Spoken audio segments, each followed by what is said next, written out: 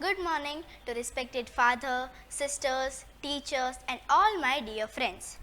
Prayer, the only way of communication to the God. It makes our heart and mind feel better. We ask God to fulfill our needs. So, all students please stand up and take your prayer position.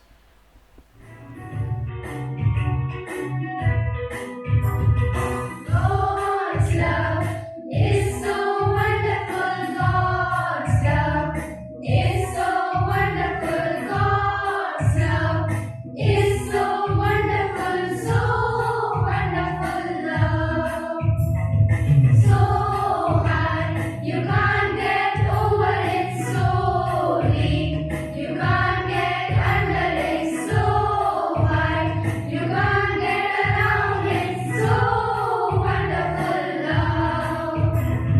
God's love is so wonderful. God's love is so wonderful. God's love is so wonderful. So wonderful love. Eternal God, Creator of all, I firmly believe that I am now in your presence. I adore your divine majesty, and I ask of you to enlighten my mind that I may know you more clearly, and to move my heart that I may love you above all things and my fellow beings. Help me to be a torchbearer of your wisdom. Hello everyone, good morning. I hope you all are safe at your home. I myself, Henny Vakela from Standard 9C, standing here in front of you to represent a thought. The thought is we have unlimited opportunities in our life.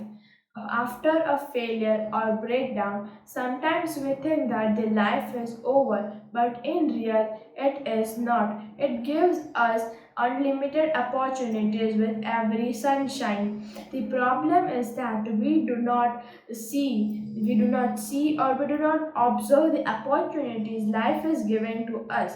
Once you are failed or you had a breakdown, never think that the life is over or you can't be succeed again.